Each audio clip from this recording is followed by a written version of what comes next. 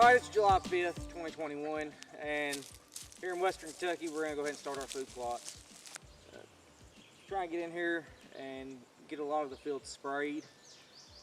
We don't have the funds for a no-till drill or crimper or anything of that nature. So what we're going to do is be using herbicide, get rid of the weeds, and once it dies out, we'll broadcast our seeds and then come back and mow over top of it, and hopefully that duff will form a nice layer, hold moisture in, and keep the sun from just frying the seeds.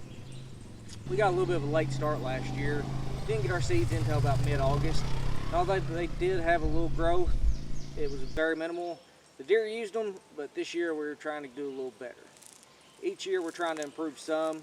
Now there are two larger plots, both of them are going to be about an acre, that will be in our main field, and those we are going to rototill and try to make the seed bed a little better.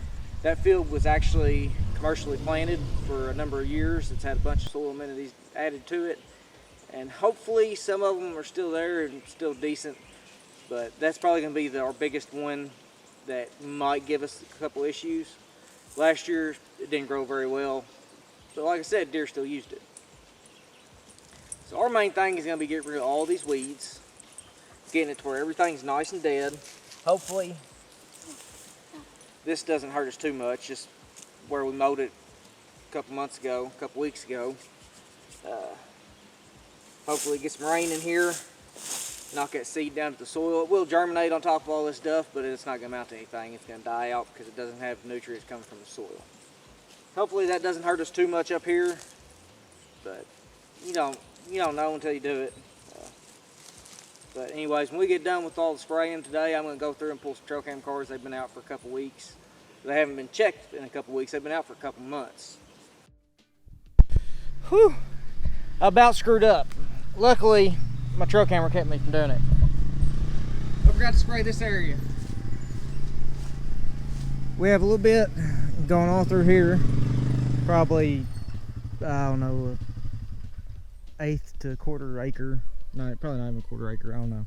Right in here, and then a little transition. It comes out to another little area around the same size. And I plan on putting a stand up over this way. I have that trail camera back here, and they're definitely using that spot. But a while back, everything back here was taller than this. This done sprouted back up pretty good. But this whole field right here was probably 10 to 15 foot tall. But my dad got it all cut down, and I'm hoping that they start using it for bedding again. As you can see, it's a lot of trees, small trees and stuff in here. Which in this area, if you let shit go, it turns into trees. Like, we don't ever plant any because there's no need. Unless you have a specific variety you want, you just let these pastures go, and this is what they turn into. But we're gonna have to come knock this down. I don't know if he missed that or what, but that's definitely going to be knocked down. That's too much for my little tractor.